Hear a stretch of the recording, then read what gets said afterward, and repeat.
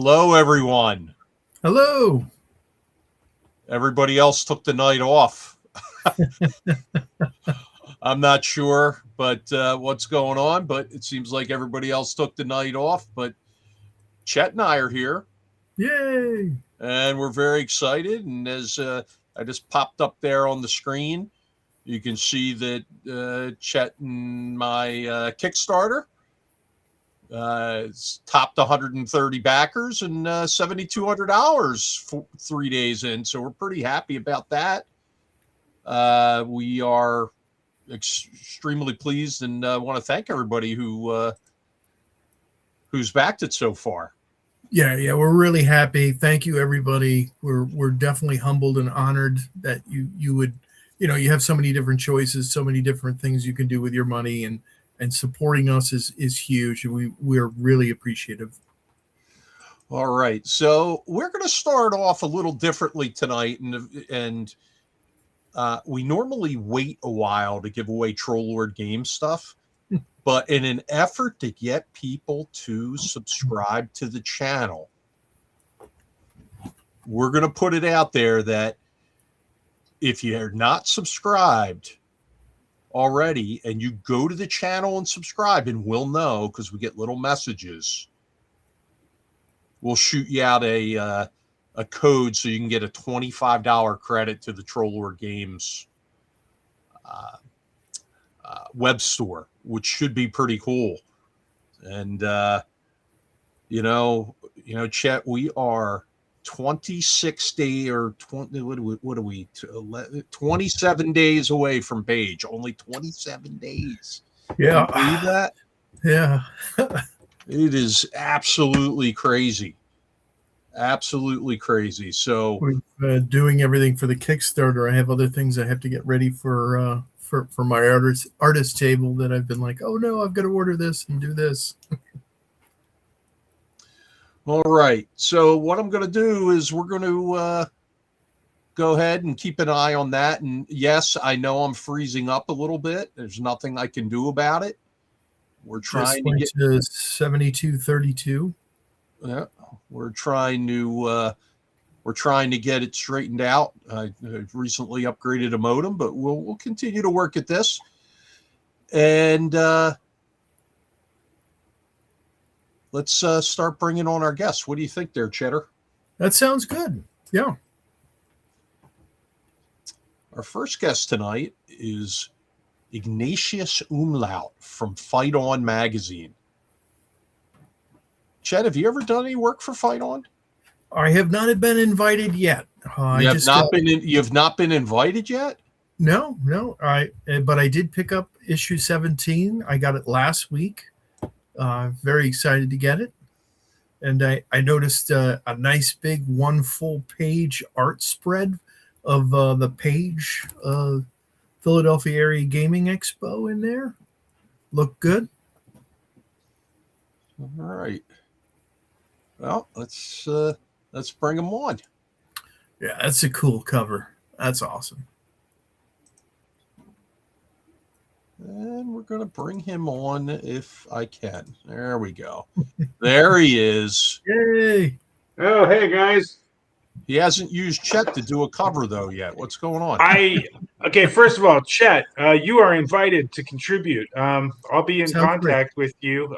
We'd love to have, a lot of the people who do art for us are, people who do it for fun, but there's usually a few issues. You noticed Peter Mullen's wonderful cover. Yeah, it looks great.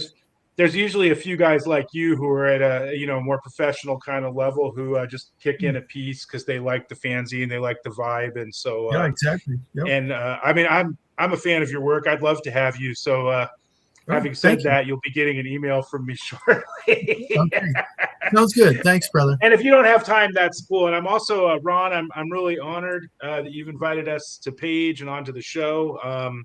It looks like it's going to be a great con. I'm in awe of your work ethic putting this thing together because I know other guys and you're just running around doing a lot. And I've always kind of wanted to organize a con, and I can't decide if you've inspired me or convinced me to never ever try. But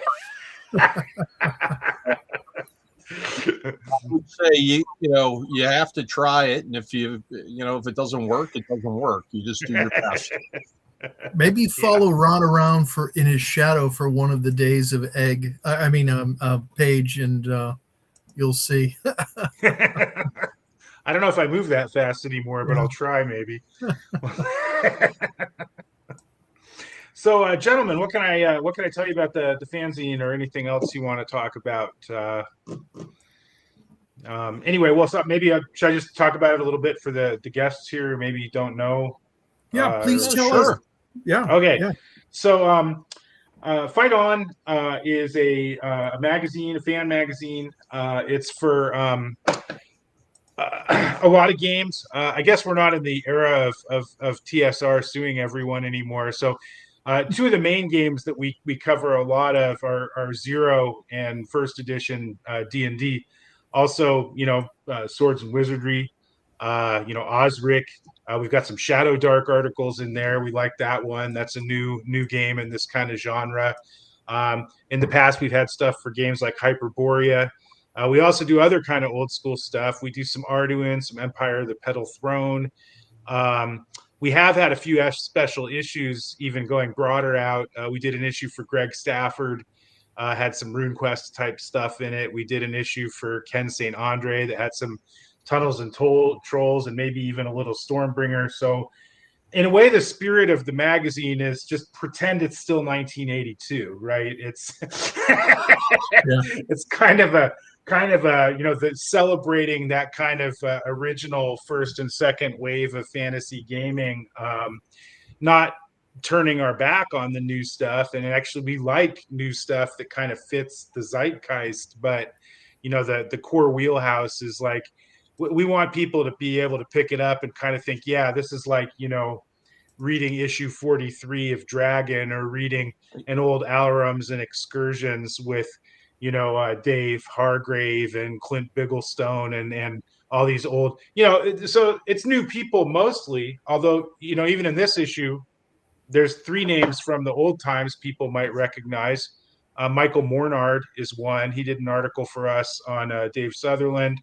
The map is a map from the Arduin Grimoire guy, Dave Hargrave, which has basically been sitting in a crate for 40 years. And we got it out and scanned it and put it on the back of the thing. It's first publication. Thanks to the guys at Emperor's Choice for letting us do that. They're the ones who has all Hargrave's old. And then if you remember old Judges Guild module called Inferno, which is what you did if you find the old scroll that says go directly to hell. You had to break out the Judges Guild Inferno module and send them there. Anyway, the guy who wrote that, Jeffrey O'Dale, is actually still around, and he has a little mini setting that plugs into his vision of hell, but we also made it crosswork so you could put it into the Queen of the Demon Web pits instead if you wanted to kind of honor Dave Sutherland, who is the guy this issue was dedicated to. So it's a lot of it is what you'd call meat and potatoes, D&D, old D&D stuff, but we have a little bit of experimental stuff, a little bit of rules experimentation, do your own thing. Also newer games that kind of fit the mold. Like I said, we have 2 Shadow Dark articles in here, and so that's kind of a little bit about the zine. Hey, thanks, Jen. Oh, I see some friends out there in the audience. That's great. Well, let's talk. Let's go to some questions here. The Basement Goblin says he's never heard of Fight On magazine. Okay. Is it a physical magazine or an online thing? Well, here's a physical copy. So it's actually designed to be a physical magazine. You can get it right now on lulu.com, and it will shortly be available on DriveThruRPG. For those of you who have ever published on DriveThruRPG, you know that there's this weird chicken entrails gazing process of trying to figure out how to get your cover accepted there. But we finally did. We actually, this issue would have been out probably several weeks earlier, except for and I finally just gave up and said, you know what, let's get it out so it'll be out in time for Page and people can enjoy it and all that kind of thing. And it's out, and it'll be out on DriveThruFirst. You can also get it in PDF on both sites. So you can get it in PDF on drive through and on Lulu both right now. And in fact, hopefully Ron will post it in the comments at some point. But for page listeners, I have a half off coupon. Actually, it's more than half off. It's $1.99. So it's actually more like 60% off. So you can check it out for an extremely cheap price if you're watching this show, because I'm interested in maybe having people like the Basement Goblin who haven't heard of us come check it out. $2. It's because the Basement Goblin doesn't get out of the basement enough. Well, I don't either, but fair enough. Maybe, yeah. I mean, yeah, we were kind of a big deal for a few minutes a while ago, and then we took a break, but we're back now. So I could talk about that too. Although I don't know if it's easy for us older guys to get into the history, but I'm not sure that's always what people want to hear about.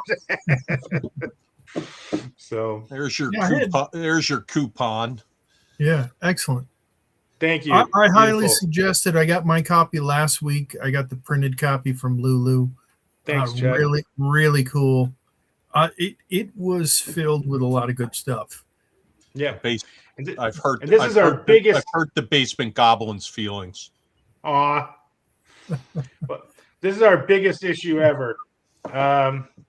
Issue 3 was the biggest for a very long time, but now issue 17 has finally surpassed it. It's 166 pages of gaming goodness. So we've got 5 or 6 full adventures in here. There's a mini setting, bunch of cool tables, a bunch of new monsters. Some names you might recognize if you're in the online gaming scene.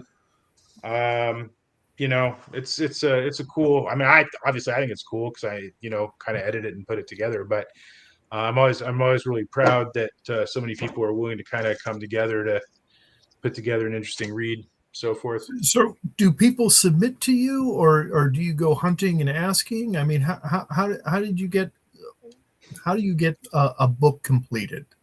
Well, it's a combination of both. There's a kind of a motivated kind of core crew, which started way back in the day with me and Jeff Reintz, Gabor Lux, and James Malashevsky, and a bunch of other people too. I'm not, there's Kesher, there was Sure. Will Douglas, a lot of people, but these guys were all like really motivated. It was the early days. I actually thought for a long time that I was the person who first came up with the term old school Renaissance. I mean, I was in those initial internet discussions. So some guys did a deep dive on the Wayback Machine, and they think it's actually Trent Foster in 2004. I think on the Knights and Knaves Ale House might have been the first person to use OSR. Who cares, right? It grew out of that. People were excited. They had their fun with 3rd edition. 4th edition was kind of looking different, and people were like, hey, I want to kind of get back to basics, and a bunch of us kind of just came together and started doing this, and it kind of caught on. And people have moved in and out. Some people have been in a lot of issues. Other people have just kind of come in. One of my biggest glory geek moments of my life was we had an art contest, I think around issue 3 or 4, and Errol Otis agreed to judge it. Oh, and then he did that. And so we had a wonderful art contest. And but then a couple months after the contest was over, Errol sent me a painting and said, hey, you guys can use this for a cover if you want. And so issue 8 has an Errol Otis cover. And of course, that's like, if you're like me and you were gaming back in the late 70s and early 80s, that's like, nerd Valhalla. It doesn't. Yeah. That's awesome. Yeah. Yeah. He is and other a nice guy too. He is. So he's a great. Yeah. I agree. And some other guys, I mean, Tim Kask has written some stuff for us. Frank Menser judged an adventure contest we did once. Actually, in issue 2, we had either the last or second to last interview with Dave Arneson before he died. That was great. I mean, unfortunately, I have to say it wasn't really my best work as an interviewer, or maybe Dave was too laconic. I don't know, but I'm still, it's freaking cool, right? We got an interview with Dave Arneson and put it in issue. Yeah. Yeah, and so a lot of people. Janelle Jacre is in an issue. So there's a lot of cool people who have kind of at least pitched in. Liz Danforth, she did the cover for issue 13, right? Great old Tunnels and Trolls artist. One of the women heroes of early in our hobby. She's in an issue. So yeah, and that's kind of the idea. We've got some of the old time people, but then we've had some newer people, even some story game writers have been in some issues doing their little bit of D&D before they go back to what they do. And now one of the things I'm excited, the new issues 15, 16, and 17, those are the new ones. 1 through 14 was the original run. And one thing that's really cool is there's a lot of these European guys from Norway, Germany, Hungary, places like that, who for whatever reason encountered Fight On. They really like to play old school D&D and related games, and they've all started sending me stuff for these new issues, and a lot of them, in my opinion, are really good. Awesome. Yeah, so I'm excited about that. Yeah, you're right. Ron put up, I'm donating a full run. So if you go to Page, I mean, you can save yourself the trouble and just buy it online now. But if you're going to Page, maybe you should wait at least a minute to do that. It's less than a month away, because you could come to the auction and try to get the whole run directly at the con there. And the auction goes to charity, obviously. So yeah. And a good charity too, right, Ron? It's to support kind of retired gamers who need help, guys, designers from the early days and stuff like that, right? It's any gamer or game designer or gaming professional that might find themselves in financial hardship. It's called the Gamer Assistance Program, and yeah, it's wonderful. Anyway, I'm proud to be donating to that, and yeah, good. Really cool, and I appreciate that. Let's see, logistics and assembly. This is he's asking Chet to take his shirt off. I didn't know this was that kind of show. Yeah, it goes in the toilet quick, I guess. Yeah. All right. Well, as we normally do, we just went through around with you, and we're going to have you stay on, and I'm going to bring our second guest on today, Peyton Morris. She's a very accomplished cosplayer, and she seems to be coming on with some sort of agenda tonight. I'm not sure what the agenda is, but I think it will become evident to everybody momentarily. And there's Peyton. Ooh. I have no idea what you're talking about an agenda. I have no idea. Hello, everyone. Hello. Hello. Now, Peyton, you're going to be doing some cosplaying, and you're involved with some of the cosplay organization at Page this year. Seem to have stumbled upon that, yeah. Yeah. You want to tell us about that? I mean, yeah, all right. So, oh God, Ian, the Peyton agenda, really? So yeah, Ron reached out to me and asked about if I wanted to come and do cosplay at the convention. And we got to talking there, and I started looking at all the amazing events that you had planned. And I was like, oh my God, this sounds so fun and so cool. And then next thing I know, you're asking me to be on the cosplay committee and talking about how to help bridge the cultural gap between cosplay and enhancing what Page has to offer in terms of costuming and cosplay opportunities for people. And holy cow, do I have ideas. So you can see there, Brett King just checked in. He's another cosplay guest at Page. So very, very exciting. And then we have multiple. We got 1, 2, 3, multiple free pickles cries. Yes. Peyton's really taking the pickles cosplay to a different level, because she's actually crapping on her own floor right now. Oh yeah, you can't see it; it's off camera, but the smell. And with the announcement that that's happening, we suddenly picked up about 40 viewers from Germany. I don't know what that's about. Gute Nacht.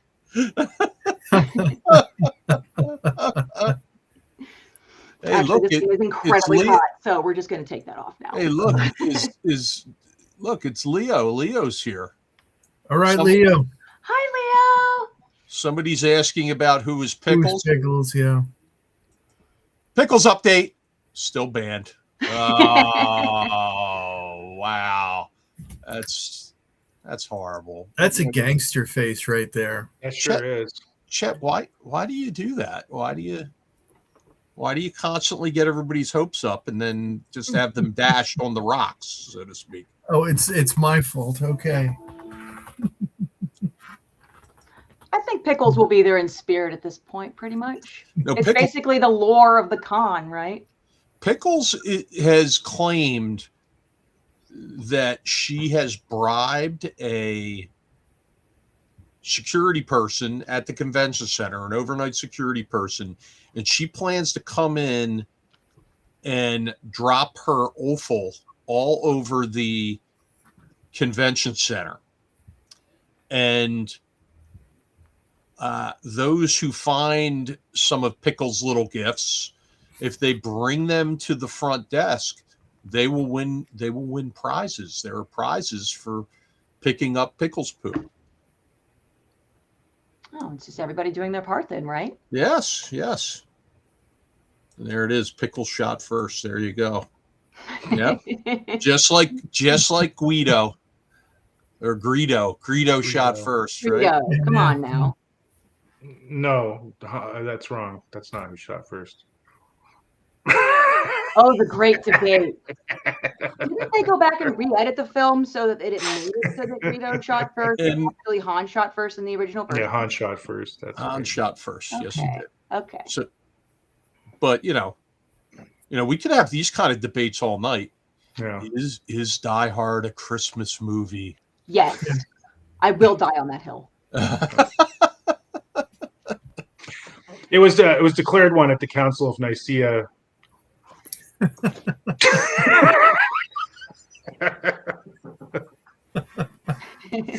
So Ignatius, obviously you're cosplaying tonight as Spanky from the Little Rascals with that hat. What did I say? Listen, the show's a lot less friendly when Jen Cash isn't here. What do you want me to say? That's okay. I can take it. Yeah. She's probably halfway down a bottle of vodka by now. Yeah, she's probably drunk. She's in the audience, by the way. I saw that comment. Okay. I'll be catching up to you after the stream. Yes. So, yes. So,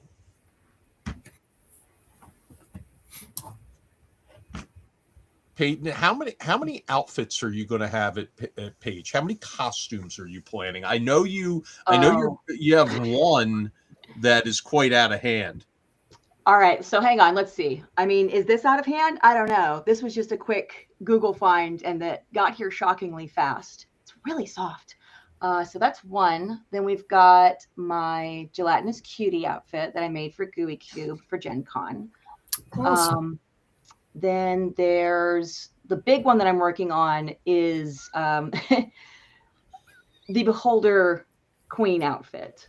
So for anybody that knows me, you know that I like to do fancy stuff and I like to do original character creations. I've done a ton of past character creations and whatnot, but working in costuming, having a degree in theater and working in costuming departments, I like to make my own stuff. So I have come up with this lore for this character. The idea is that like there was a Countessa who was given a beholder crown that corrupted her, and now she's slowly turning into a beholder. So I'm working in an outfit that's going to have beholder eyes coming out of it and a wig that has hair that has eyes at the ends of the hair stalks. And it's just going to be a whole thing. Now, will I get it done in time? It depends on how much sleep I want to lose, but I think I can do it. We're going along pretty well. That sounds good. You'll have some competition with Be the Beholder there. I think you mean some like companionship and potential Okay. for great hugs and amazing Okay. photos. All right. That whole costume looks so huggable. I'm not gonna lie. Yeah. So I don't know if you can see it in the background here, but like this is one of my art drawings, and it's literally a beholder coming through it was a format drawing for one of my art school Can we things. see it? Can we see it? Can you bring it closer? Yeah, sure. I can grab it off the wall. 1 second. It's kind of big, so just give me a second. I mean, you know, we want Ignatius to get at least one artist to work with during this Yeah, stream. there you go. Well, two Hold now on. maybe. I don't know how well the camera's gonna Wait, pick it up. who's the second one? You. I'm the second one. Oh, that's That looks outstanding! great. Excellent Wow. job there. Awesome. Wow, that's you. outstanding. Thank you. It was super fun trying to explain to my art professor what a beholder is. Yeah, yeah. It's like, so there's this game and there's this monster.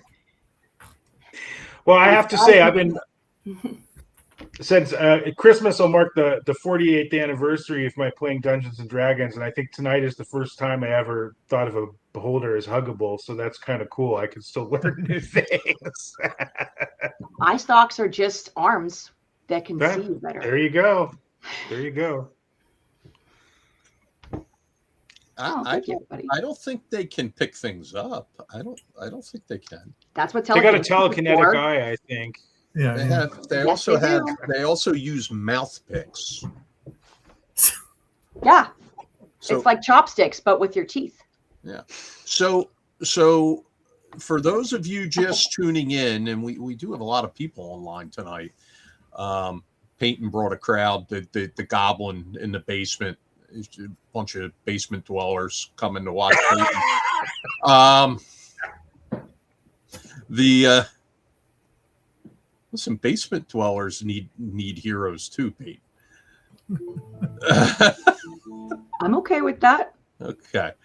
So we're giving away $25 discount codes to lucky winners who subscribe to the YouTube channel tonight. So if you haven't subscribed yet, you have an opportunity to win. So I'm going to throw the YouTube channel link in the chat here.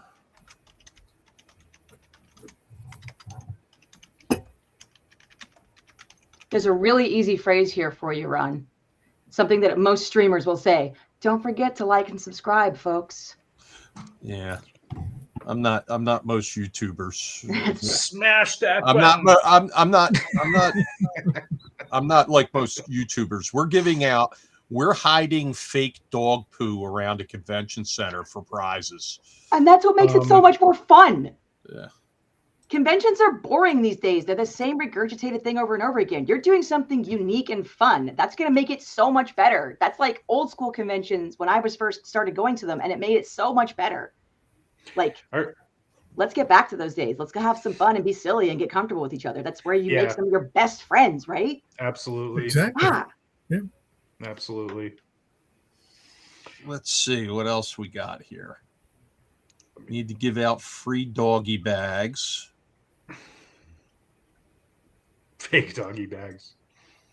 Let's see. oh, that's a good idea. Well, do you know, are Heidi and Eric bringing Hades? They Yes. are, yes. Yeah, They're well, so bringing- then you'll they're have bringing at Hades. least one real dog there to. Real talk. You can't say doggy bag around Chet because the last time that he was in the vicinity of a doggy bag at a convention, bad things happened.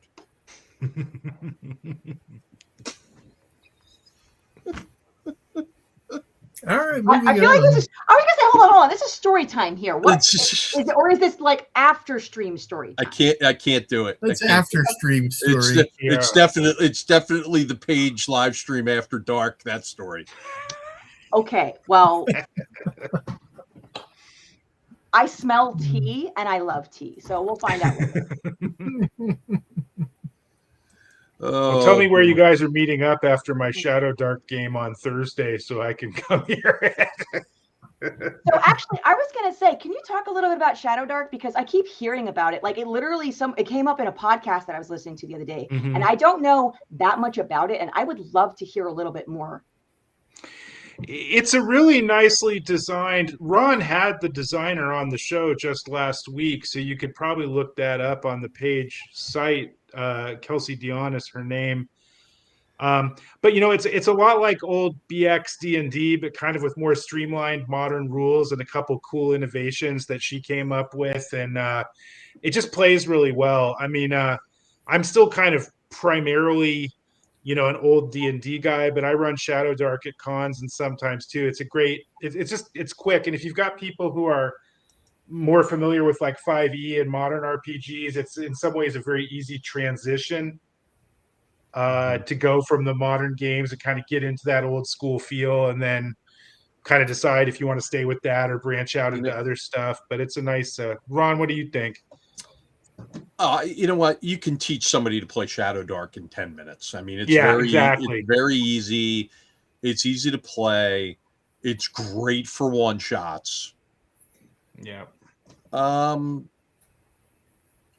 So what are those innovations that you were talking about? I think that though it needs a little something for campaign play. It needs a little something extra. Yeah, I'd agree with that. It's kind of like mini campaigns, I think, would be good. One shots are great.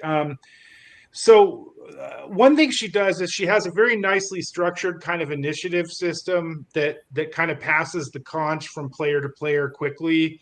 So everybody gets kind of a chance to say things and take turns. So you're not going to get the one dominant player kind of hogging the spotlight the whole time. And she's also got, I mean, the gimmick of the game that everybody likes is this torch timer, where if you have a torch or a light spell or a lantern or whatever it is, you set your watch or your phone to a half hour of real time, and that's the time that it lasts in the dungeon to keep you going. So that's a kind of nice device when you're exploring to kind of keep the pace moving. Because when the torch goes out, bad things happen. Yeah, the monsters all have advantage in the dark. Oh, that's cool. You got to watch out for that. But yeah, it's easy to get into. A lot of people are running it at cons. I run it at cons sometimes. And actually at Page, Ron can tell us more about this. But there's this big down the dark stairway nonstop Shadow Dark game that goes through like the entire con almost. And so rotating DMs, I'm one of the DMs for that, but there's a lot of them. And people, you can just come in anytime and kind of play. And if one DM leaves, another will sit down, so you can keep playing even if you get a new person behind the screen. Oh, yeah. No, it's going to be multiple GMs, including guest GMs like Ignatius and even Kelsey.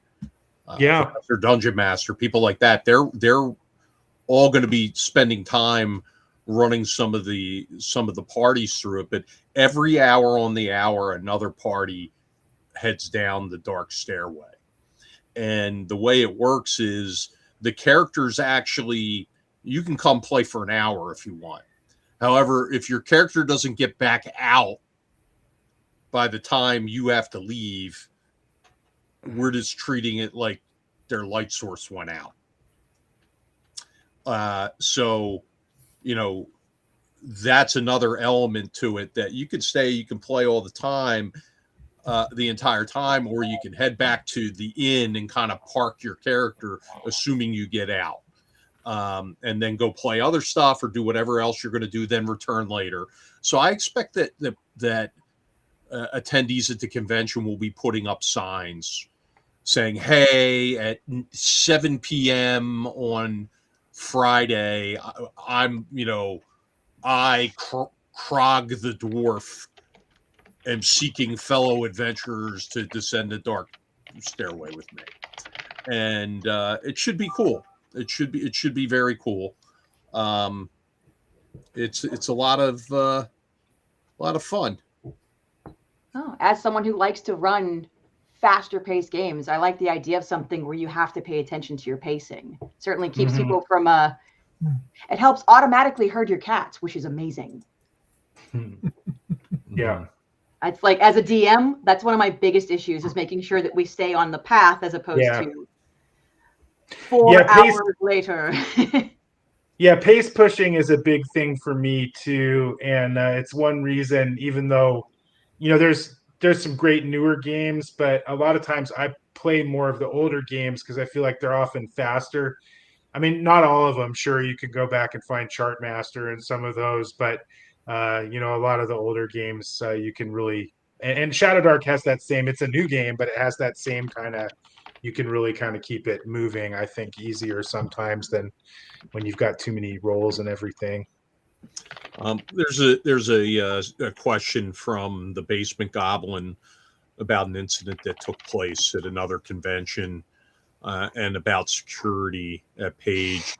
I mean, frankly, Page is a very laid back convention, and we have over 70 volunteers and staff.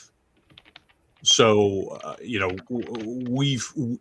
we're going to be addressing this tomorrow, that exact situation tomorrow in our staff meeting with everybody involved.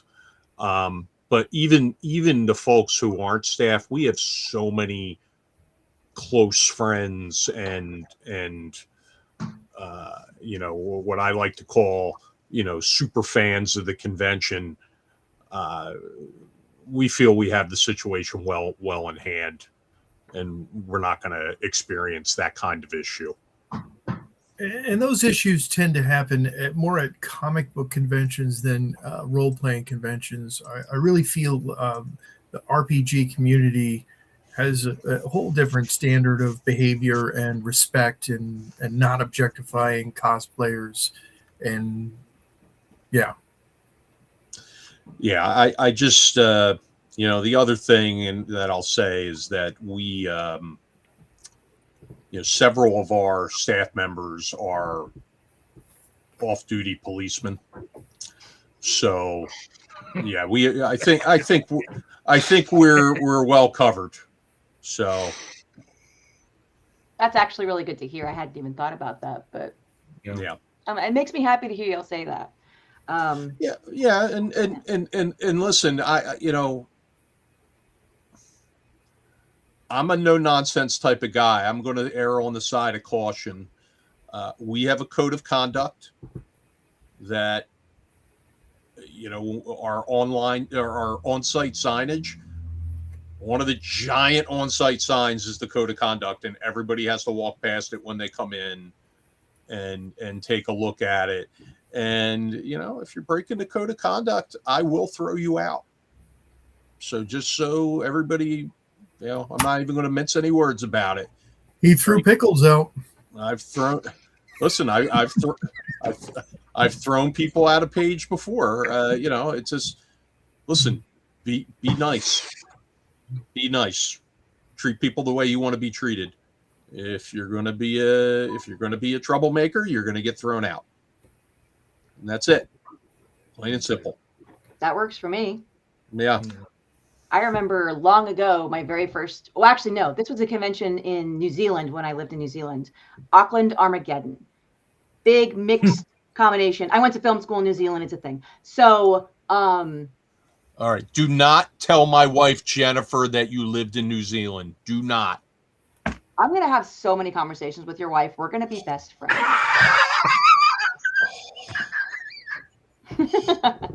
So anyways, I'm there. Auckland Armageddon was a big conglomeration convention. So, comic books, tabletop, video game, anime, blah, blah, blah.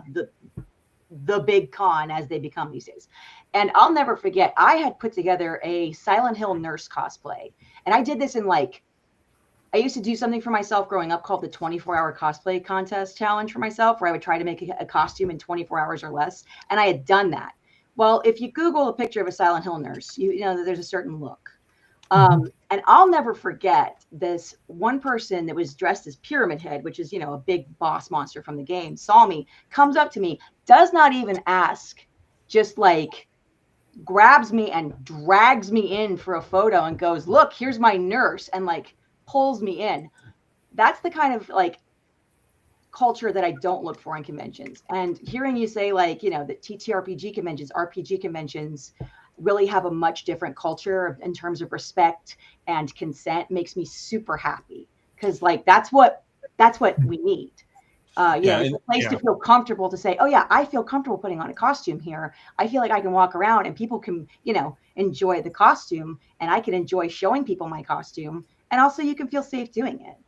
Yeah. Right. Like, I feel like a lot of people in a lot of situations in life feel like they need permission to do something. And part of that permission comes with feeling safe. Yeah. So I really feel like looking around on Paige's website and whatnot, you know, I'm not going to lie.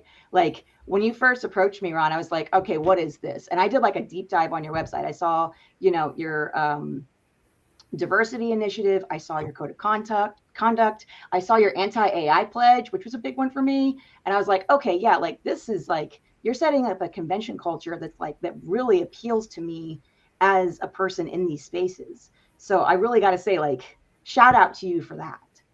And making it feel like, oh yeah, I could cosplay here and I can feel like, you know, let's go have fun with it. It's so great. Yeah, we you know, we take it seriously. It's one of the first things when I tell you there was a lot of time spent putting together this code of conduct here.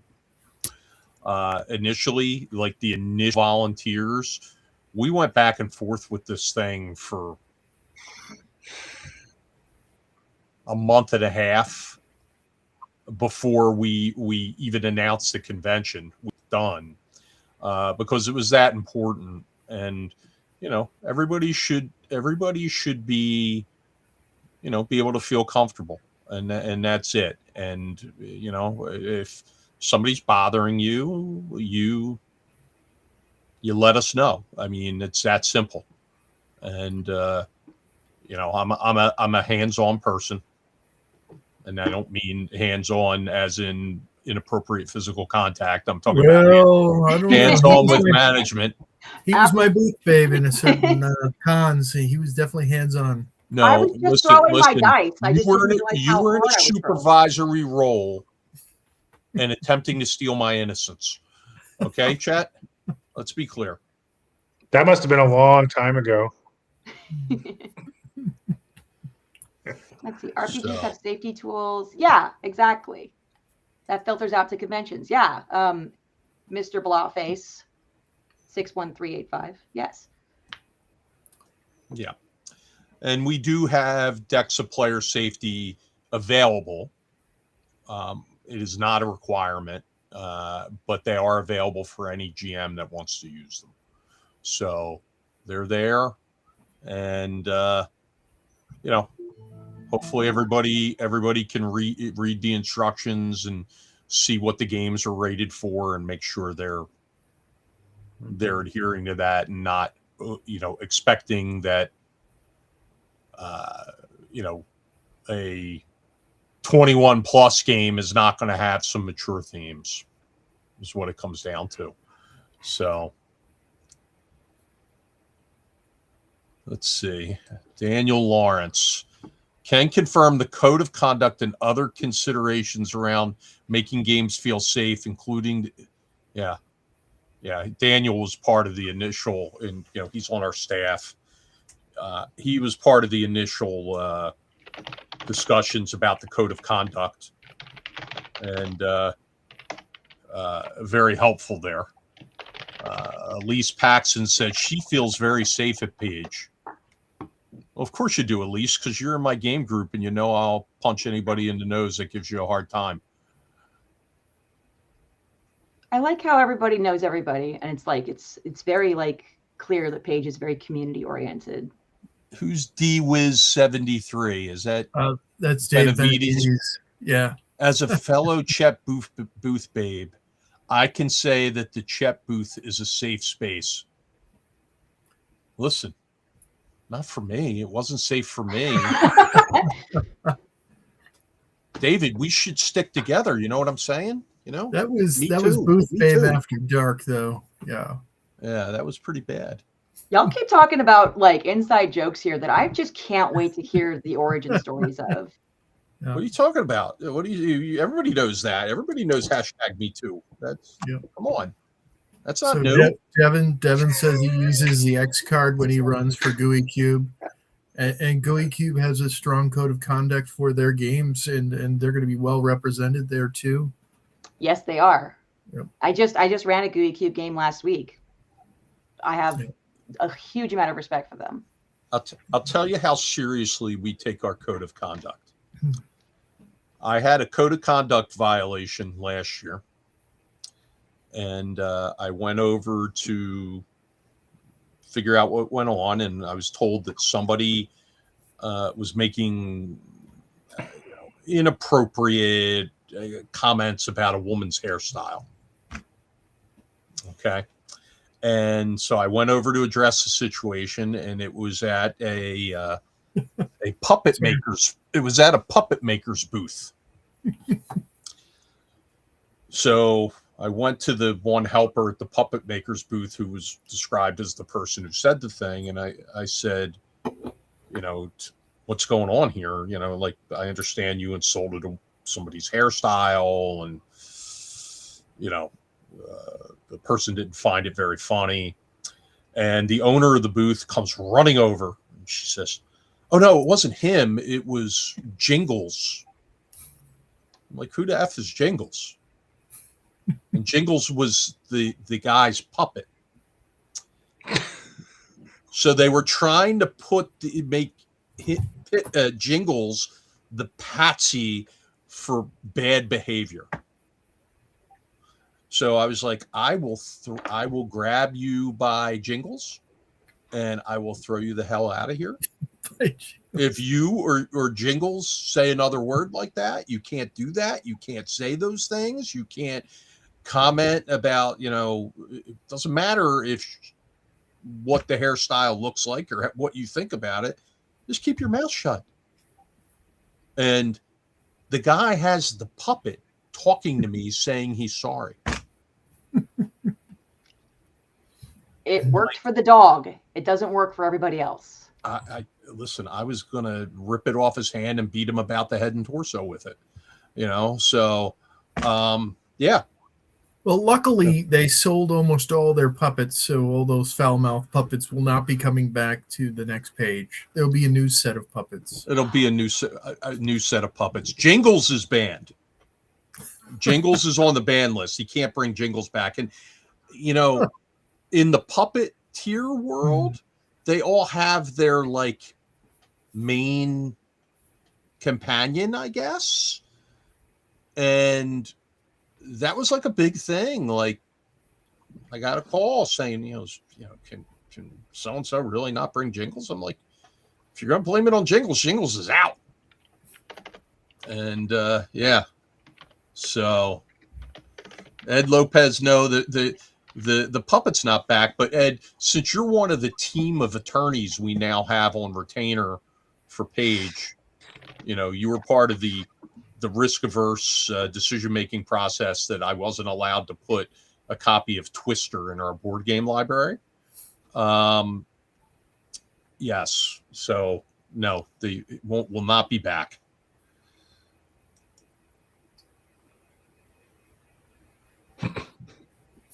I can't wait to see. This is crazy. Okay. I can't wait to see the subtitles for that. Awkward laughter. All right. So, what questions do we have for our guests tonight from out there? Yes, hit me with the questions. What is Ron going to cosplay at the? One suggestion last week was that Ron dress up as Captain Kangaroo. Not going to happen. Or Captain Ron, the crab fisherman. Hey, Chet, what if I just happen to drop you a link where I got this Pickles onesie? Sure. Yeah, do it. Yeah, I have a full otter outfit that I've worn. I had a full Cookie Monster outfit. I did a road race, a 5K road race in the Cookie Monster outfit. Yeah, I wear hats and stuff. I'm no stranger to. Ron came over and he's like, "What's this Pikachu thing on your head?" At Game Hole. That was fun. I know exactly what Ron's going to cosplay, actually, if I may. I- Ron's going to be cosplaying the overworked convention director. Uh, I was going for Krusty the Krab. I'm letting my hair grow out. I don't know if you've noticed my hair's growing out. I think I'm going to cosplay as a New England poster artist at Page is what I'm going to do. A floaty one? I'm going to, walk around with a concert poster everywhere. And I'll just go over to Chet's booth and randomly insult him. So he'll be cosplaying Matt Roberts from the ye old school. Yeah, that's what I'm going to do. I'm going to cosplay as Matt Roberts. There's a lot of questions coming in. Okay, now here's a good question. That's a great question. Yeah, that's a good tons of questions here. Okay. What's a good place to start with cosplay? What's a good place to start? Yeah. All right. I mean, it depends on your avenue and your level of skill and what kind of event you're going to. So let's just use Paige as an example. And let's say that you're a first-time cosplayer. You can start in your own closet. So like getting in mind, like, oh, I like this character, or my D&D character, I'm just going to use D&D as a base here. It could be anything, is, looks like this in my mind. Or maybe you've commissioned an artist to draw your character for you. There's a ton of artists out there that love to do that. I know like 10 off the top of my head. Like, what colors and themes can I pull from my own closet, right? So, my character wears a lot of purple and gold. And what do I have in my closet that might fit those things? Or if you want to take like $30 to Goodwill, you can just go through Goodwill. It doesn't have to match the exact, precise thing, as long as you embrace those themes. And I mean, I could talk for hours about how to just do closet cosplay and Goodwill cosplay at the drop of a hat, because not everybody can work with, a huge ton of skills and time and money and all that. And I think that, as long as you're willing to buy in on I'm going to be doing this costume for me, and like giving yourself permission, or if you need someone else to give you permission, I give you all permission to dress up in the costume that you feel like you want to do in that space, you should do that. Like, it's the first step for getting started in cosplay is just saying, you know what? I feel like playing dress up today, and just going with it. Also get really good with hot glue guns. That's a good trick. I don't have feeling in the tips of my fingers from years and years of hot glue guns. Okay. Like, it's bad. All right. We have lots of questions from Pixie Parker. I've got a question. What do you love about cosplaying as your TTRPG character versus cosplaying as a known character? Oh, that's a really good question. All right. So it's fun to cosplay pre-made characters. My very first character cosplay was, it was Selfie from Final Fantasy VIII, right? Like, that was the first cosplay I ever made by myself. It was bad. And like, you have a pre-selected palette and stuff like that to work from. And like, if you love that character, that's fun. But for me, making original cosplay ideas is that I get to create my own story, my own look, my own aesthetic with them, that I get to pull like from my brain space from. So like, in my process, when I'm coming up with a character, I will 100% start thinking about, okay, I want to embrace a gelatinous cube, but like, I don't want to wear a literal cube because that doesn't feel right to me. So how can I change this? Okay, well, what if a gelatinous cube somehow magically absorbed a lich and then like obtained some amount of sentience, and then it started to walk around in a humanoid form so that it could trick people into interacting with it, and then slurp, delicious, done, right? So like, how could I embrace that? And then of course, I, being kind of a pretty princess nerd, was like, oh, whose aesthetic I actually really like? I like Princess Peach.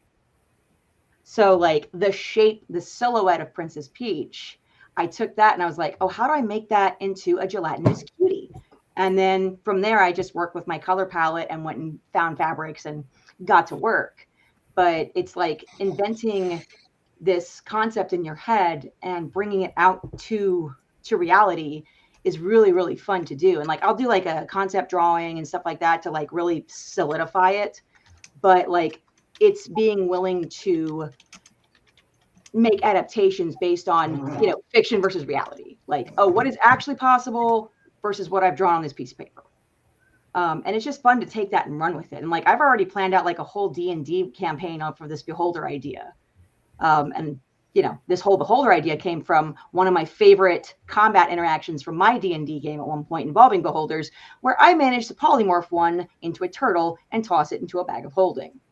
I cannot believe that role succeeded. It was ridiculous.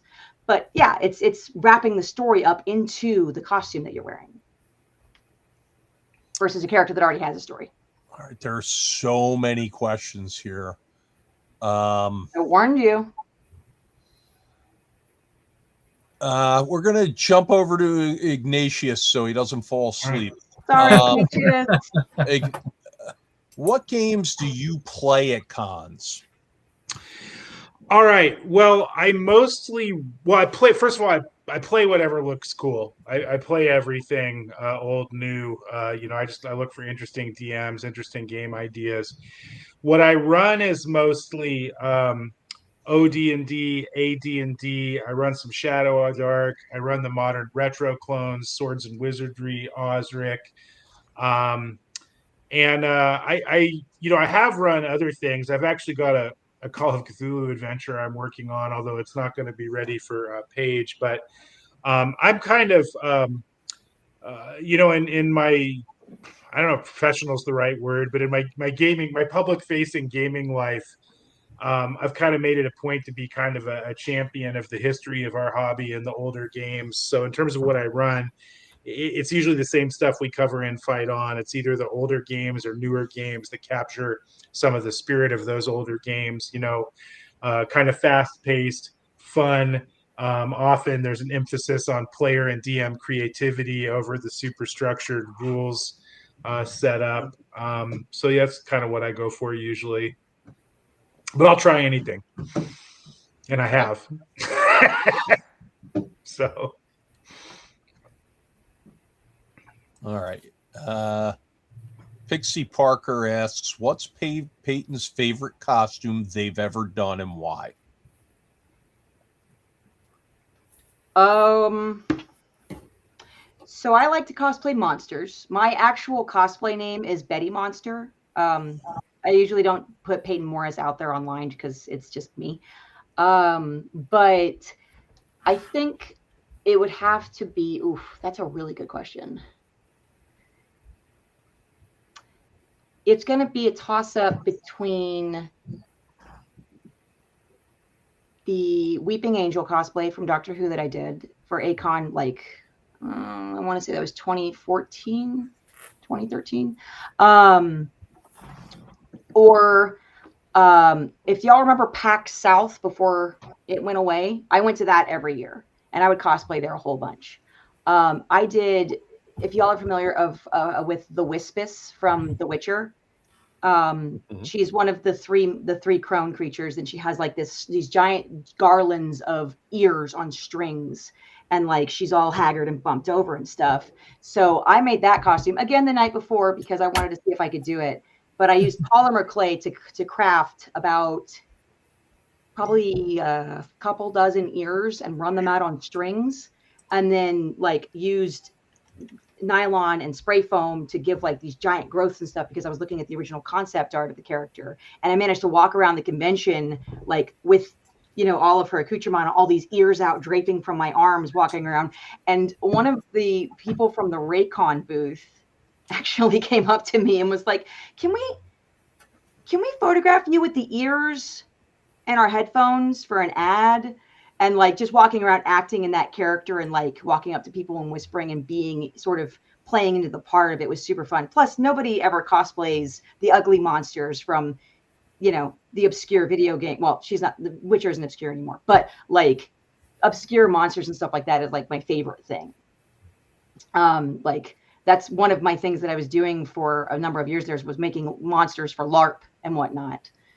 So I had a really big love of doing anything monster related, which is why I kind of say in the vein of that even with my original cosplay creations. All right. What would you do as a cosplay if you were disabled and had to use a wheelchair?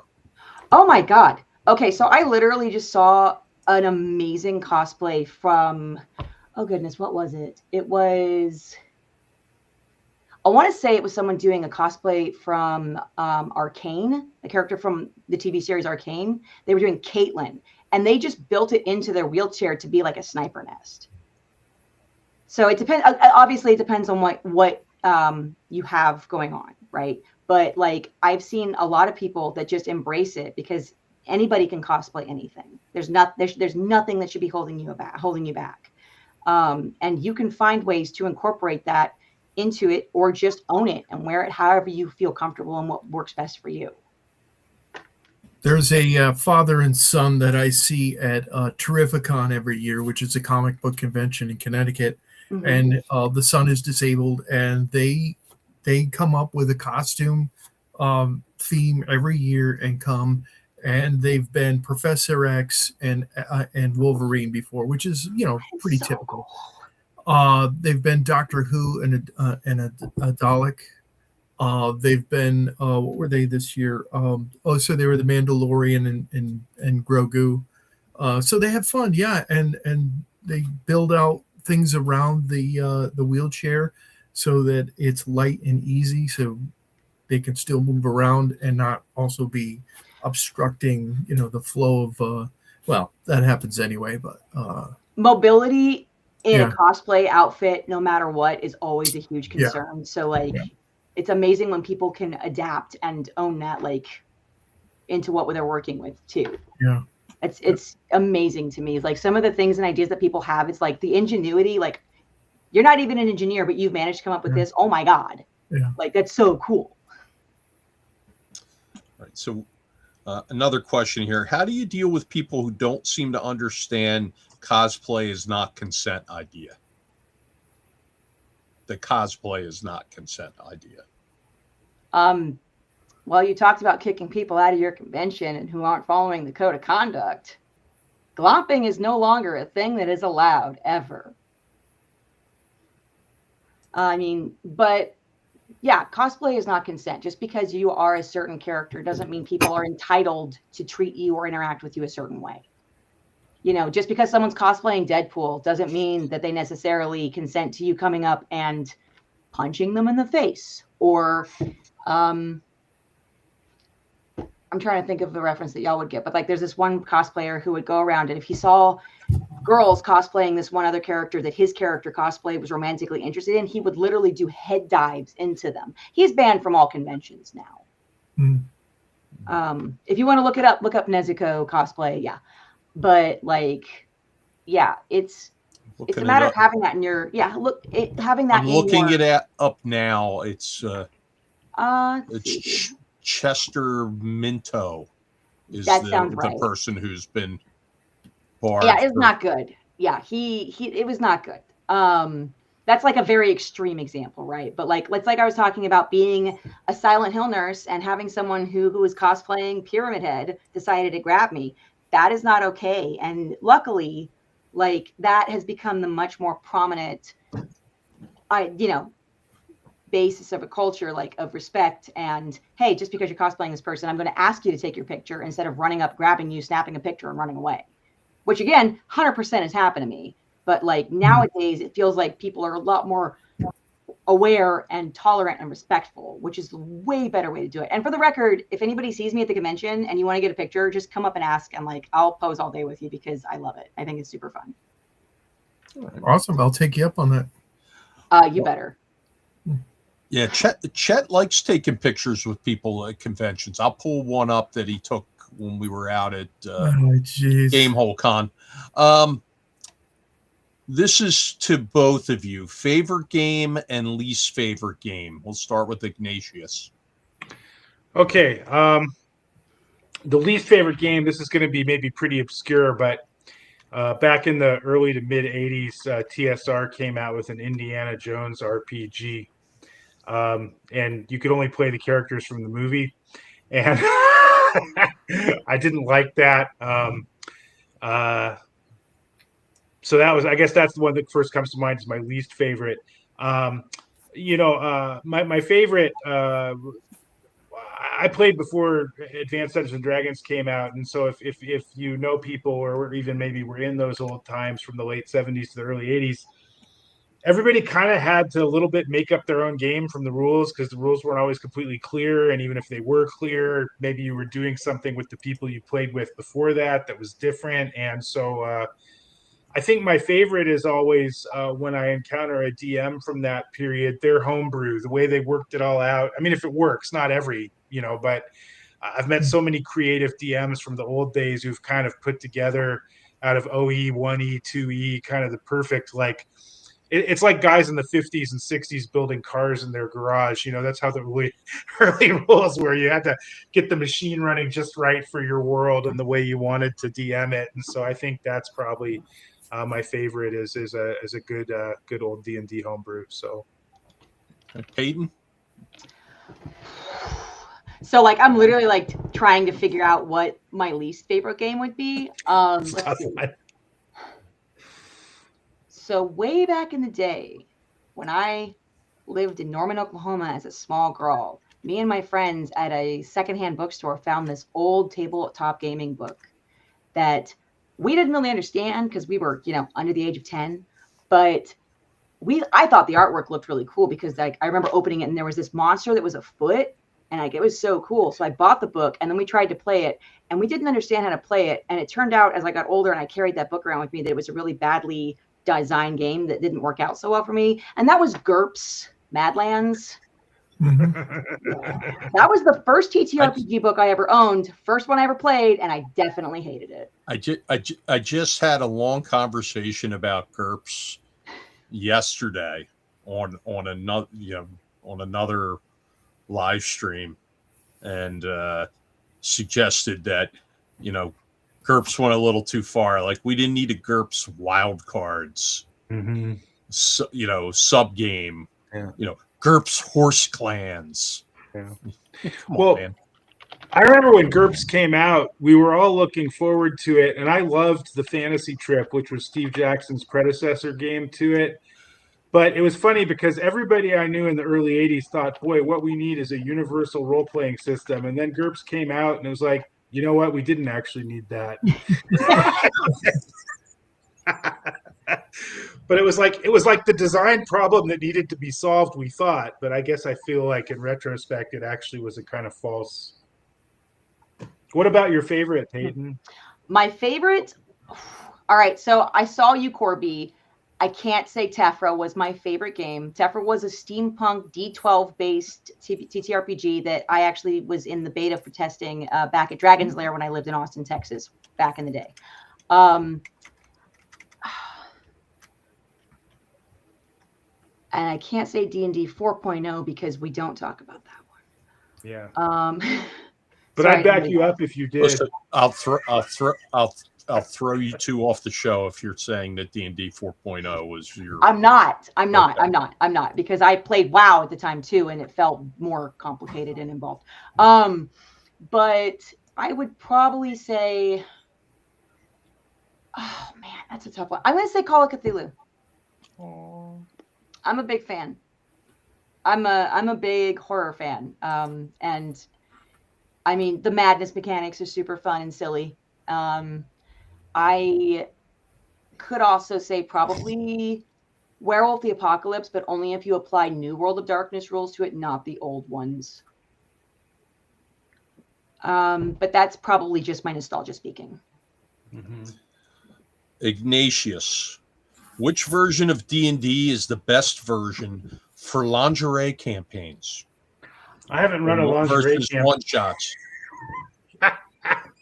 This is your friend. This is your friend, Peyton. This is your friend. I don't know which friend asked that. Basement Goblin. Basement I Goblin. think Basement Goblin might have meant longer. I mean, for a lingerie campaign, I think really all the versions are kind of equally well adapted, because that's going to be focused more on role playing in the sense that consenting adults do in the privacy of their own spaces and so forth. But if you mean a longer campaign, I'm strongly in favor of the older the TSR versions of the game. I think that they're very good at kind of like spacing out a long campaign. They've got some good character progression. For one shots, any of them can be great with a great DM. I've even, sitting here defending the old ways. I mean, I've had a great times in 5e one shots, but I think if I was going to try to do a crunchy tactical one shot and it wasn't for the older versions of the game, I would probably pick Pathfinder because you can do some really fun things with weird. I mean, again, it's kind of like it's a lot. Like I actually don't like regular Pathfinder campaigns because the overhead for the DM is just too much, in my opinion. Making monsters, unless you just want to use all canned stuff, which I don't. But if you want to do like a really kind of crunchy tactical one shot, challenge people to figure out how to stack their powers and stuff, I guess that there is some fun there to be had. I think, even though again at the end of the day I'm more of a 0e 1e guy, but I'll say that for the newer ones. The best Pathfinder campaign I ever played was actually a Kingmaker campaign, and that was super fun. I wish I could do that again. Actually, that was a long time ago. Yeah. Well, I do think that the DM ultimately is a bigger ingredient than the rules in just about any game. I mean, again, I have rules preferences, but if you've got a person with a story and a vision and a world, I'll take that in any rule set. That might be why Call of Cthulhu is my favorite, because the person that ran that game for me was Christopher Parsons, and that guy. Oh, wonderful! Yeah, and actually, speaking of one shots, Call of Cthulhu is hard to top for a one shot. It's a game that's very good for that, I think. Yeah. All right, so I think we've gotten through all of the questions that were there. Chet, we have agreement from Peyton about your suggestion, cosplay suggestion. Oh, okay. So we will send that over to you, Peyton, as we have very good drawings of that individual. What's making another costume in less than a month?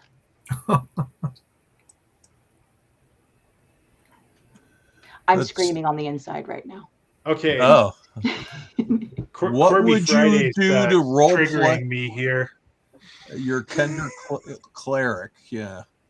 Oh, look, it's there. We're graced by Derek White, Preacher, the geek all right. preacher. Yes. Mm-hmm. He's been doing a good job passing around the collection basket in the Church of Dark Space. So sorry, what was the question? How would you cosplay a Kender cleric? How would I'm triggered by Kender though. I don't know if So my longest running D&D character was a 3/5 Kender by the name of Nepeta, which for those of you that don't know is the scientific name for catnip, just to give you an idea of who this character was. I guess I would just dress up how I picture her in my head and not worry about like the physical aspects of a Kender being short or anything like that. Like that just be what I pictured her in my head. Did I what? Did you hear that the famous bard Targon song has a song about your Kender cleric? Indigata Nepeta.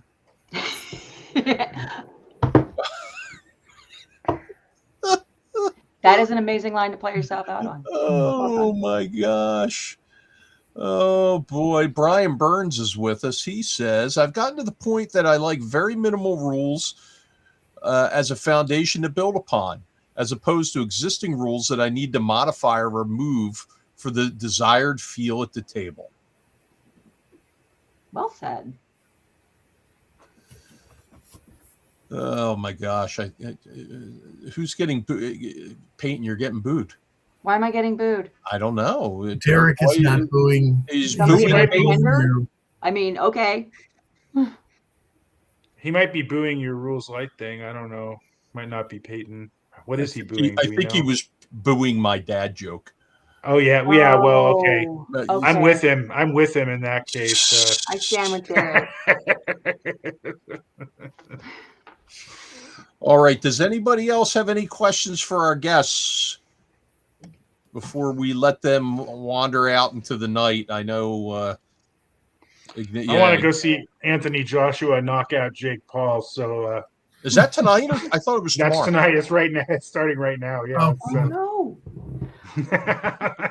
I thought it was tomorrow. Who puts? No, it's going on right now. An important fight on a Friday? Nobody. Isn't Netflix, it called apparently. Friday Night Fight?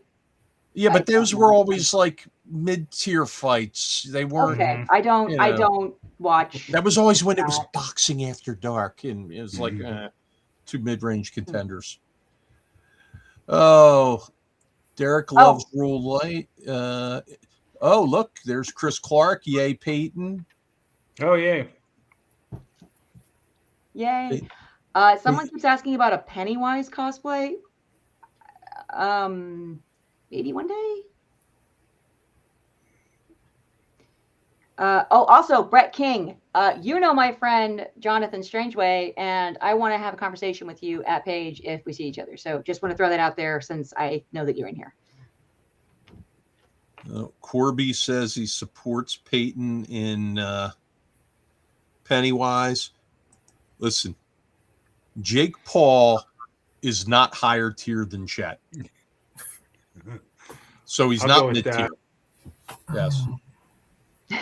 Dad jokes are protected by the code of conduct. Well, for anybody who missed it earlier, there was an awkward moment at the beginning of the broadcast when it came out that Chet had not been invited to provide any art for any of the previously published 17 issues of Fight On magazine, including the one that had 166 pages. I just met Chet for the first time at North Texas RPG Con, I think it was. Were you there, Chet? Yes. Yeah, so I'm on it. I've asked Chet now. He's going to get an email from me. I love his art. So, and technically, my art was in 17. It was in the Page advertisement. Very true. Very true. And it was also in the EggCon advertisement. Yes. So. Yeah. But yeah, we're very aware of Chet's work and delighted to be on a show with him here. We just didn't. He's very, very aware of the work. He just didn't get around to talking to you for 17 issues. Oh, come on. It can be fixed now. I'm fixing it. That's what I'm doing. You're fixing it. You're going to now be friends. Through shame and pressure. That's what I'm doing. Shame and pressure. Well, there's no way out of these situations, but I was actually planning on emailing Chet before the show, so. You know, in Braveheart, when they're talking about who should be the king, and one guy's like, you know, according to these papers, you'll see where I have the rightful claim to be the king. And somebody looks at him and goes, those were lies when you wrote them. That's what I say to I was going to email Chet. But I understand. Verbally, I'm in a trap here, but I'm just telling you how it is. Okay, you can try to hair pull and scratch your way out. That's okay. Derek White says Chet needs to do some sci-fi. I heard Derek I was wonder like, if Derek has an interest in somebody doing some sci-fi for any reason, any game he might be working on or anything like that. Chet's really busy now. He's got a successful Kickstarter. He's in demand. Yeah, you know, the guy from Fight On magazine was going to email him today. Get in line. Get in line. Yeah. Oh, man. Here's a really good question. What can a newcomer expect at Page that is unique to it? You know, one of the things a newcomer can expect at Page that is unique to Page is the number of special guests compared to the number of attendees. And the unprecedented access to the special guests. Yeah, I agree. The a special lot guest. of your a lot of your special guests are running games and they're in events and they're out there with the people. They're not just 5 minutes at a dog and pony show. Or playing a game in a back room that you have no Yeah, access right. to. Yeah. Yeah, we don't do that at Page. And you know what? That's not great for every person who would be a guest, and that's okay. It doesn't have to work for it doesn't have to work for everybody. And like in any relationship, it's got to work for both sides.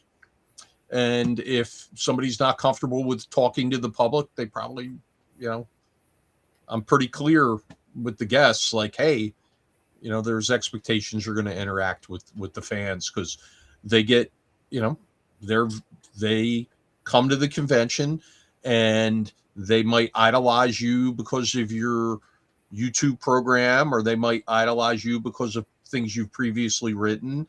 And you have to understand that, while you have no idea who they are, they feel like they know you very well and they want to talk to you. And that's okay. Just don't touch without consent. This is an EggCon. TTRPG is not consent. Yeah. Yeah. Let's see what else. Derek says Page also has a great location and the shuttles are helpful.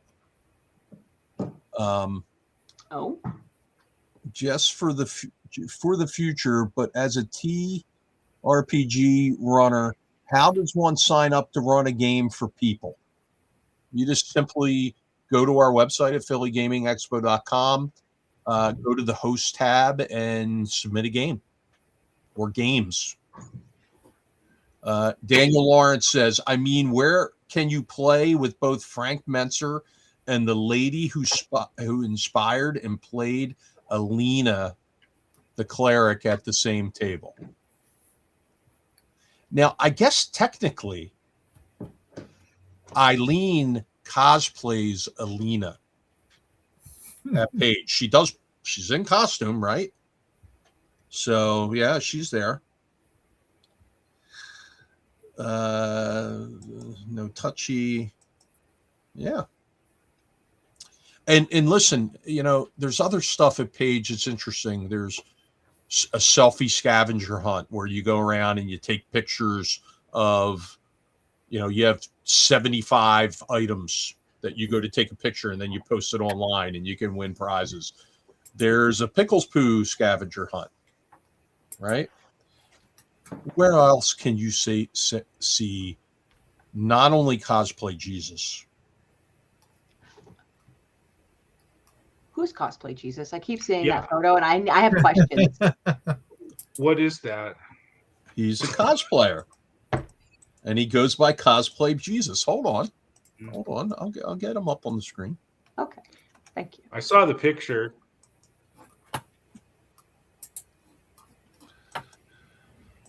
Let's see. I'm old and technology is hard. I'm young and technology is hard. You're fine. Well, first of all, I'd be remiss if I didn't wish my wife a happy birthday live on the air. Right. Yesterday was her birthday, and there she is. Happy birthday, Jen. Is that the new restaurant you took her to? No. That's I was going to say, I thought it was. That's more an old fancy. picture. That's an old picture. Yeah. But let's get. There he is.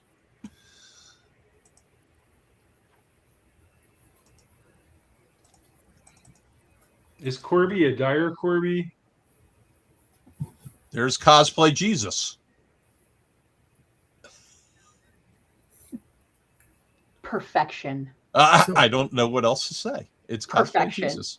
I'll have to bring him by my table so he can bless my wares for sale. No. I cannot wait to get one of the selfie scavenger hunt things.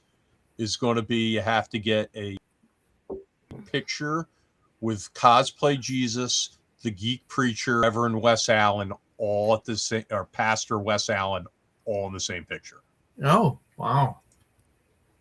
That's like bonus round stuff right there. So what I'm hearing is that people interested in the scavenger hunt should embrace the concept of bribery to like taunt and bring them together. Nice. Yeah, I mean, we have other, there's other interesting cosplayers that are going to be there. There's retired Wonder Woman. I saw that one. There's I can't wait to meet all these people. Like, I'm going to have just the nonstop like talkie time. there's the superhero Black Man. He's going to be there. He's very excited. Are you going to bring Ben Franklin back? Ben Franklin's out. Ben Franklin wanted too many Franklins this year. Oh, He's not an actual cosplayer. He's just the guy who plays Ben Franklin around Philadelphia. yeah, snacks for bribes. So like an impersonator? No, he's a professional Ben Franklin. So Gotcha. Yeah, like yeah. Okay. There you go. There's Black Man. He's very excited about appearing. This is his little symbol. And Amazing. there he is. Yep. he has a little comic. Amazing. Yes. I will say that if you haven't checked out middle-aged Wonder Woman's YouTube stuff, they're hilarious. Okay, I was not aware of that. We I'll check it out. She's apparently a comedian. Yeah. So she's like a Well, roving. just from that one picture, you can tell that she's a comedian. Yeah, she's a comedian. So, yep. So interesting choices. A couple interesting ones. I met Chris Fraley, who plays Black Man. I met him at a local comic book convention, and what a bundle of energy that guy is. I mean, he's just a really great guy and a lot of fun, and just I immediately was like, you have to come to my convention. You have to be there. So It's a good way to reach out to people. yeah, no, I like it. So let's see what else we have. You could just cosplay as a Minecraft character. Oh my God. Like the chat is blowing up. We've been having a whole little Corby discussion. Oh, wow. This was a shot directly at Peyton. Wait, what? No, where? Oh. Wow. Wow. I think the basement goblin just got banned from Page. Wow. That was a shot right there. Younger than you.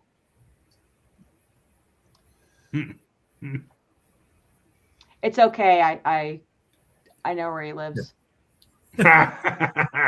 The answer is in Iowa, so you know. Yeah. I was not the end of the world, but you can see it from there. I was gonna say. Let's see. Chris Clark says she's a hottie. You're a lucky man, Ron. That's not what you were saying to me out at Gamehole Con when you were, trying to set me up with your daughter. I don't know what that was about out there. Jeez Louise. Let's see who else we have here. Dyer Corby, Lair Games. That's great. From my wife, John and Adriana. Great. Okay. So I have a question for all of you then. Yes. If you could cosplay your dream character, what would y'all cosplay? Whether it's an original creation that you have in your head or a previously existing one, what would y'all's dream cosplay be? And yes, I say y'all, I'm from Texas. Yeah, one character I was thinking of doing is Zara Bloodbeard, female dwarven character. I played at EggCon. I played her. She was really cool, and I think I could bring it with the curves. Do it. Yeah. I also want to dress up as a whistle pig or a groundhog. I'm giving a little presentation for kids on how to make comic books and the bookstore, the theme is Whistle Pig books, and I did the logo for them a while ago. So I want to dress up as a Whistle Pig when I give the presentation to them. So I think the kids will, it'll disarm them. This weird old man coming in. For those who don't know, Whistle Pig is owned by Tom Wilson and his daughter. Yeah, Emily. Yeah. So that's it's really cool. And Tom Wilson, he's a huge small press publisher for Throwy Games. A lot of stuff out there that you may not recognize his name, but you'll recognize his products. Mm-hmm. If I had the physique for it, I'd probably do a 70s barbarian, but I think failing that, maybe Gandalf would be what I'd want to be. Yeah, all right, Ignatius, cool. I'm going to say this right now. It doesn't matter what you look like. You can cosplay anything you want. That's true, but I'd like to have all those rippling muscles. Look, I too would like rippling muscles, but it's not in the cards. My muscles ripple, but they it's a different kind of ripple. Yeah, like the ripple when you throw a pebble into the water and it just, the ripples leave the center. That kind of ripple. Oh, we'll have to get you into yoga, Ron. No. Listen. Today at work, I'm the director with the Carpenters Union. We closed on a $52 million office building, and they bring us through the place, and it's got a state-of-the-art gym. And the head of the Carpenters Union says, "Well, Ron, what do you think? What do you think about this gym?" I said, "Well, this will be the last time I'm in it, so." But it's right next to the cafeteria, which I'm very excited about because that looks state of the art. But as far as cosplay, I would be the Kool-Aid guy. Oh, that'd be awesome. That would be so cool. Oh yeah. Yep. I would love to see that. That would be okay. Well, I'm gonna say right now, if any of you ever need help planning or making a costume, let me know. I'm actually pretty good at that. Okay, awesome. Thank you. Even if just teaching people how to do like basic techniques to dig stuff, like you want to make a Whistle Pig, that I'm like, I could help you do that. Yeah. That'd be fun. Chet really what he wants you to help him with. Maybe I'll talk to you about this offline for next Christmas, but Chet really loves otters. Chet wants to cosplay as an otter. I'm 100% sure he would do it. You know that they make otter onesies, right? I had one. Yes. What? Oh, I'm so chopping this video up and doing a short of that. Chet Mitten had what? That's and it's going to be you like. Little bit of clickbait. No, I was just going through pictures today, and I saw one where I was in a reindeer onesie outfit. Yeah. So years ago, I worked for a company, and one of the owners would go around at Christmas dressed as Santa Claus. And I'm not going to say what the gimmick was, but he had an elf and he had Cookie Monster that used to go around with him, and he used to give out gifts to customers at Christmas. And there was a little bit of adult humor involved with some of it. And there was a lot of drinking involved during the entire time.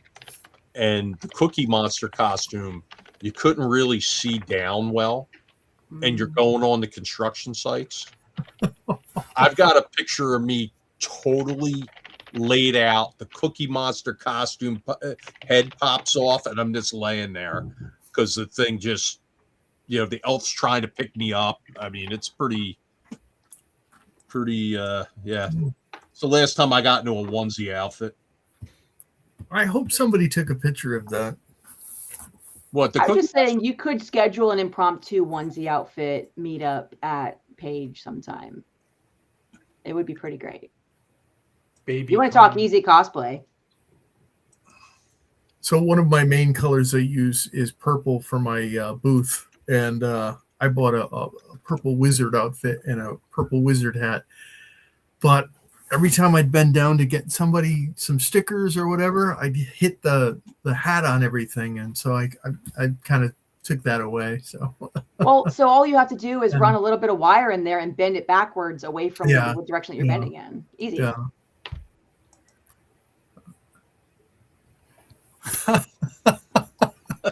There it is. Oh, there it is. Oh my God. In all shameful glory. I tripped over that toolbox. I staggered. The head popped off. Oh, There's the elf. You're a good sport putting that on, brother. This is literally 22 years ago. Wow. Yeah, it's not one of my happiest not one of my happiest moments. I used to dread going on those the Santa tour, it was called. I used to really hate it. So Credit to my the person who took that picture. listen, I'll be honest, and I'm going to get a tiny bit explicit here. At Christmas, when people are drinking,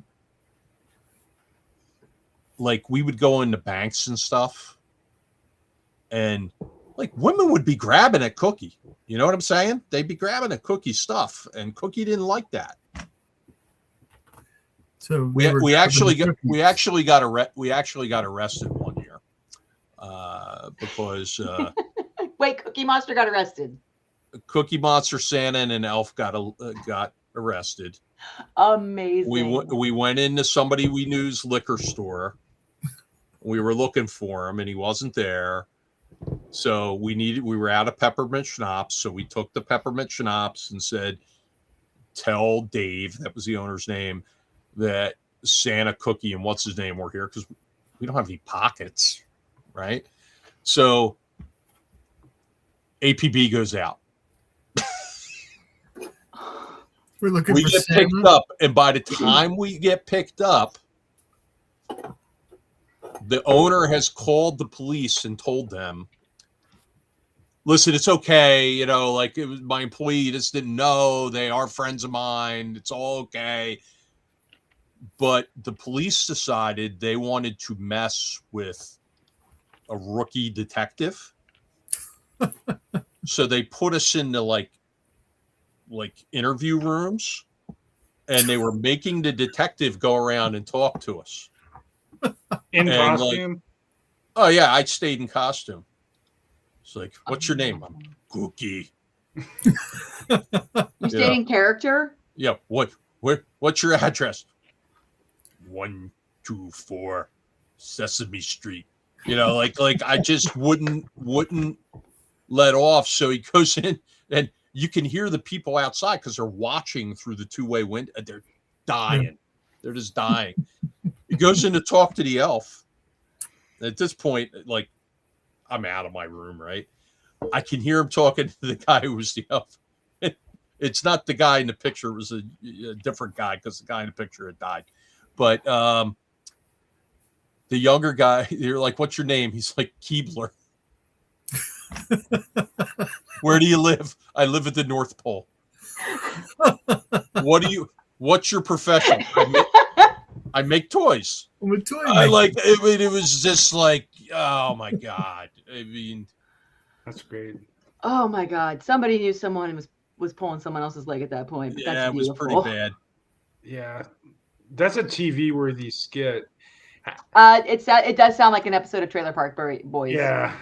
Well, that was the I last mean- year. That was the last year I did it. I did it for like 4 years, and I'm like, I'm out. Like, That's you a can't- good note to go out on. You can't top that. and the world Yeah. was changing because there was some adult humor involved with like delivering the gifts, and I'm like, we can't do this. We're gonna get sued. And I was the chief operating officer of the company at that point. And I'm like, I'm putting a stop to this. This isn't happening. Santa Tour's done. So, yeah. Yeah, Basement Goblin says you committed to the bit. Yeah, right. Yeah. Well, Yeah, that's good. You always commit to the bit. That's the rule. Right. That's right. all right. So, folks, we are 27 days from Page. Awesome. Don't remind Looking me. forward to it. Very excited about it. I'm going to give a quick update because we're closing in on 1,800 pre-registrants. We are at officially 1,795 pre-registrants. We only had 1,829 people there in total last year, so we're about to we'll be blowing past that probably by the end of the day Sunday. Absolutely. And little update. Thanks, Ed. Huh? I was just saying thanks to one of the commenters. Oh yeah, Ed Lopez. He's one of the guys I play with. He runs a Walking Dead universe RPG campaign that I'm in. Awesome. It is awesome. It's fun. Oh my God, that sounds so fun. You totally think about it differently when it's like recent past and you're thinking about it, and like, okay, you come across a gas station. You know, it looks abandoned. I go in and I see what's under the counter. There must be gas cans here. We're going to take gas cans. Is there a fire extinguisher? Is it charged? You know, like you think about it totally different than you do like a fantasy RPG, because you're actually doing stuff that you would do. Is it theater of the mind or? Well, when Ed remembers where the button is so he can turn on the virtual tabletop, you know, but yeah, we use miniatures and everything, but it's there's a map, but you know, actually what you're doing is theater of the mind, and you know what? It's a lot of fun. You know, have a good time with it, and I enjoy it. And I'll admit, I'm Chet, you're going to hear this for the first time. So I haven't been able to really play much because I've been so busy with the convention. So when I found out that I was going to miss a Conan game tomorrow. Oh, I was going to ask you about that. How, if you played it yet? I played it once. Yeah. I love the system. I've gotten friendly with the main writer, which is great. He's not coming to Page. He's in Halifax or something.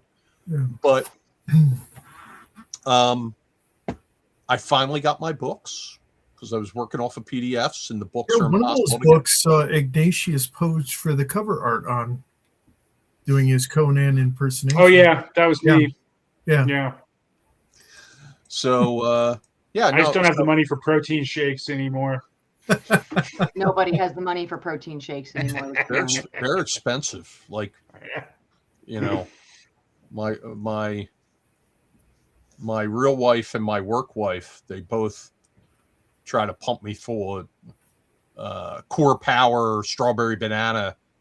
Like, I'll say, hey, you know, what are we doing for lunch today? And the work wife will come back. She goes, here's yours. It's like a bottle. I'm like, what the hell's, what is this?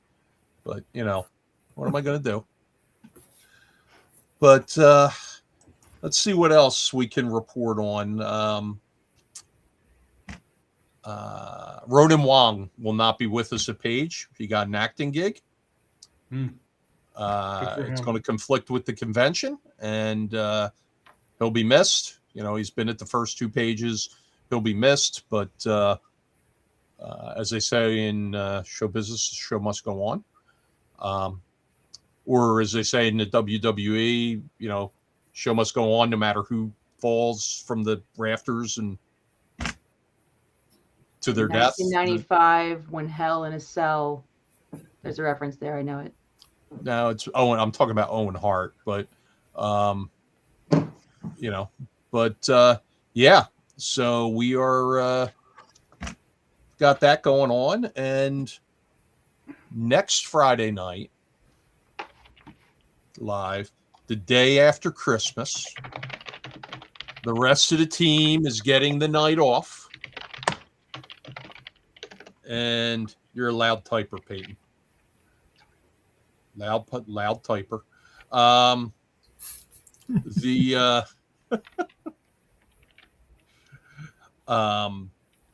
I will be doing the show solo, and it will be an AMA extravaganza about Paige or Ron or whatever you want. I'll just be taking Q&A for 90 minutes, 2 hours, however long it takes to get all the questions out. I'll be taking Q&A, and while everybody else is enjoying Christmas, so you can enjoy your day after your night after Christmas with me. Isn't that exciting? There you go. You guys don't seem excited. It's the gift that keeps on giving. Yes. So I thought there were antibiotics for that now. Well, it used to be Quell. You used to use Quell for that.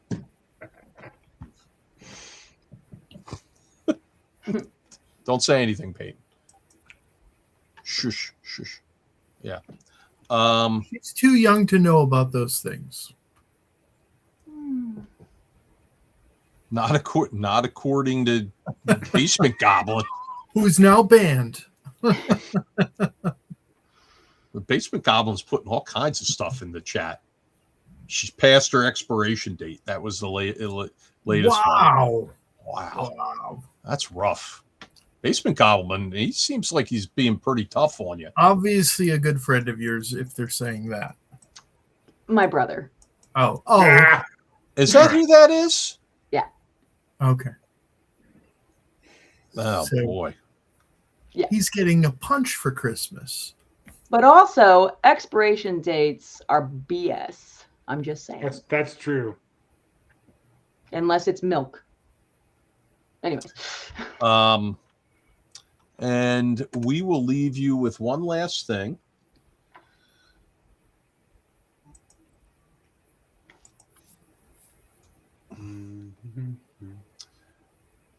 The Ron and Chet and Jen Glazer Kickstarter Oh yeah. has 135 backers and is up to $7,351 in pledges. All right. Ooh, Let's So keep going. thank you. We appreciate that, and that's the first of several cool things that we'll be putting out. We have big plans for this year. And we're also working with Levi Combs, so on some stuff, and of course Chet. Of course, Chet does all of our art, unlike Fight On Magazine. But no shame in that. I sent you a link to post. Tomorrow, Phil, Ed, and myself will be on the GUI Game Show, Good Morning Zayathay show Saturday. It's 10 a.m. Mountain Time or 12. It's in the chat. Eastern. It's on their Twitch channel, but you can also watch on their Facebook group. And we'll be talking about Paige and shenanigans and stuff like that. Absolutely. And while they're doing that, I will be playing Vala from the Hill Tribes, and hopefully killing stuff, which I'll be very excited to. And for those interested, since Corby asked for it, there's a link to the Kickstarter for those who want to support it. So it's got a lot of cool stuff in it, most of it by Chet. And, Chet put in a lot of work there, under my gentle guidance. He sits around and thinks, like, what can I have Chet do today? Now, Chet, in fairness, did I not call you and say, hey, you know, you don't have to, this art here, you don't have to do anything with now. Did I not take a piece of art off the list? Yeah, because you felt bad because you gave me bad directions to start with. No, because I do three sizes of posters and palm cards and marketing material every year. And I decided we didn't need the one size this year. And I took it off your list because I was conscientious. And because I'm well, I appreciate it because I have some deadlines that have to get done by next week. For who? What are you talking about? My 2025 contracts have to be finished in 2025. We'll talk about this offline. I'll help you prioritize properly. Well, as a Kickstarter backer, I can't wait to see what that's going to be as well. Well, thank you. And if people can share it, we would appreciate it. Also, it doesn't cost anything to share. Oh yeah, I plan on it. I was gonna do probably film a bit on it because those are super fun for me. Awesome. Ignatius, I hope I get to meet you at Page and sit down and talk to you about your magazine because I'd love to hear more about it. Yeah, well, I'll have a booth. I'll be running, I think, 4 separate games, and I'll look for you too because I really enjoyed talking to you. Yeah, no kidding. I actually was like, if you're running, I want to play. All right. I'm looking for all the games to play. I really want to play them a lot. I'm on there. Yeah, I mean, I think I've got Thursday night, Saturday day, Saturday night, Sunday morning, if I remember right. I will definitely have to look you up and save me a space. All right. All right. Well, thank you, Ignatius. Thank you, Peyton, for coming on with us tonight. Thanks, Ron. Thanks, Chet. Thank you to my brother from another mother, Chet. And